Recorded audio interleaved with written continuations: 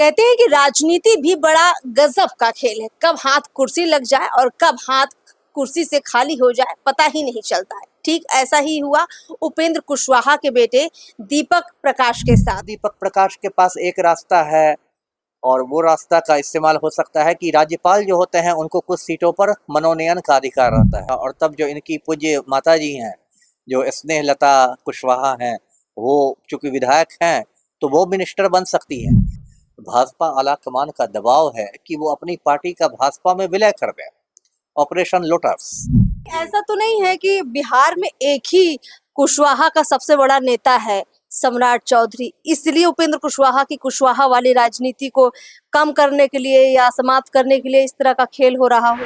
कहते हैं कि राजनीति भी बड़ा गजब का खेल है। कब हाथ कुर्सी लग जाए और कब हाथ कुर्सी से खाली हो जाए पता ही नहीं चलता है। ठीक ऐसा ही हुआ उपेंद्र कुशवाहा के बेटे दीपक प्रकाश के साथ।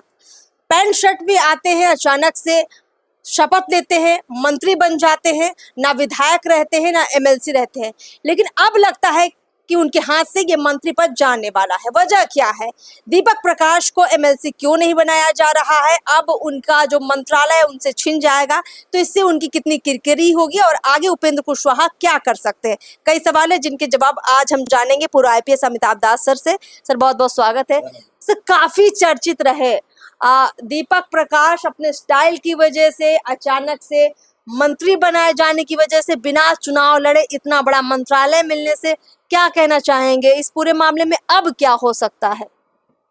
देखिए, पूरा मामला मैं दर्शकों को समझाता हूँ। ये जो उपेंद्र कुशवाहा हैं राज्यसभा एमपी हैं और राष्ट्रीय लोक मोर्चा के ये अध्यक्ष हैं रालोमो के।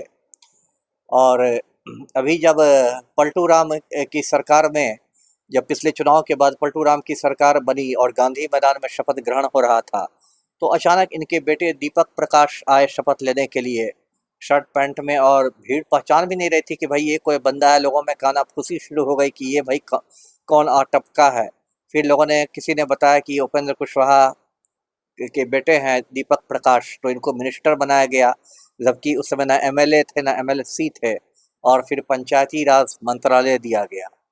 उसके बाद फिर अभी जो सम्राट चौधरी मुख्यमंत्री बने हैं और फिर 7 मई को उनके मंत्रिमंडल का विस्तार हुआ गांधी मैदान में, उसमें भी दीपक प्रकाश को मिनिस्टर बनाया गया।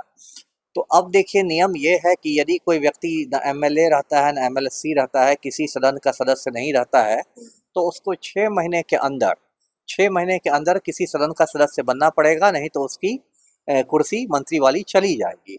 तो अभी देखिए, विधान परिषद के द्विवार्षिक चुनाव हो रहे हैं, तो उसमें उम्मीद की जा रही थी कि दीपक प्रकाश को, जैसे निशांत कुमार भी ना एमएलए है ना एमएलसी हैं, तो जदयू ने निशांत कुमार को बना दिया अपना उम्मीदवार, तो वो एमएलसी बन जाएंगे, तो उनकी तो कुर्सी बच जाएगी।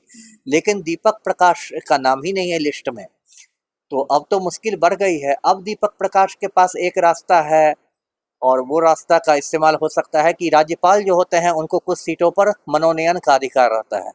मतलब बिना चुनाव लड़े हुए वो कुछ लोगों को मनोनीत कर सकते हैं। जैसे अशोक चौधरी भी मनोनीत है राज्यपाल के द्वारा, और उसमें समाज सेवा, विज्ञान, कला, साहित्य, ये सब क्षेत्र से तो जनरली नेता लोग समाज सेवा वाले कोटा से मनोनीत हो जाते हैं। तो एक तो वो रास्ता है, और दूसरा रास्ता है कि अगर इनकी दाल नहीं गलती है तो दीपक प्रकाश को इस्तीफा देना पड़ेगा, और तब जो इनकी पूज्य माता जी हैं जो स्नेहलता कुशवाहा हैं वो चूंकि विधायक हैं तो वो मिनिस्टर बन सकती हैं। देखिए, पूरा खेल पर्दे के पीछे का ये है कि उपेंद्र कुशवाहा पर भाजपा आला कमान का दबाव है कि वो अपनी पार्टी का भाजपा में विलय कर दें, ऑपरेशन लोटस। और कुशवाहा ये इसके लिए तैयार नहीं हो रहे हैं, तो एक तरह से उन पर दबाव बनाया जा रहा है कि या तो मिलो, नहीं तो तुम्हारा बेटा बाहर हो जाएगा। दीपक प्रकाश को मंत्री पद देना भी कहीं ना कहीं बड़े खेल की तैयारी थी। उपेंद्र कुशवाहा को पहले एक बड़ा सपना दिखा दिया और अब उस सपने को चकनाचूर कर दिया। हो सकता है। देखिए, राजनीति में तो पूरी चाणक्य नीति का पालन होता है, साम दाम दंड भेद सब कुछ होता है ना।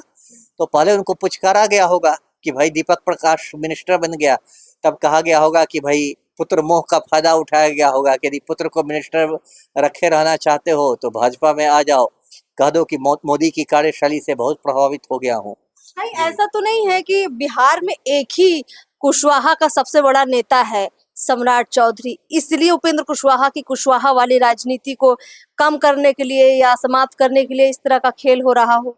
नहीं, सारी चीजें हो रही हैं, सारी चीजें हो रही हैं। देखिए, कुशवाहा के बारे में क्या है कि बिहार में यादवों के बाद वो सबसे बड़ा जातीय समूह है, यदि आप संख्या बल के हिसाब से देखें, और इसलिए कुशवाहा पर सबकी नजरें रहती है।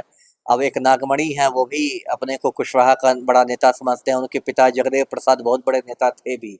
उसके बाद पिछले लोकसभा चुनाव में आपने देखा होगा, लालू जी ने कई कुशवाहा लोगों को टिकट दिए, कुछ जीत के गए भी। पिछले कुछ साल में सम्राट चौधरी बहुत तेजी से आगे बढ़े हैं, और भाजपा आलाकमान के आशीर्वाद से तो वो भी एक कुशवाहा का बड़ा चेहरा बिहार में बन के अब तो सीएम ही बन गए हैं। और उपेंद्र कुशवाहा पर भी दबाव होगा, हो सकता है सम्राट चौधरी ये आलाकमान को बुद्धि दे रहे हो कि भाई कुशवाहा को थोड़ा डाउन कीजिए, पार्टी के अंदर लाएंगे, चुप रहेंगे, इनकी अलग पहचान बनी हुई है। तो ये सब तो चीजें होती ही हैं जी। चलिए सर, बहुत बहुत शुक्रिया हमसे बातचीत करने के लिए। तो कहीं ना कहीं पूरा मामला ऐसा लग रहा है कि अंदर ही अंदर बहुत बड़ी राजनीति हो रही है। अब इस मामले में दीपक प्रकाश क्या कदम उठाएंगे? सबसे बड़ी बात है कि उपेंद्र कुशवाहा क्या इस दबाव को झेल पाएंगे या फिर वाकई में अपनी पार्टी का विलय कर देंगे भाजपा में? ये बड़ा प्रश्न रहेगा। देखते हैं आगे क्या कुछ होगा। फिलहाल इस खास बातचीत में इतना ही। नमस्कार।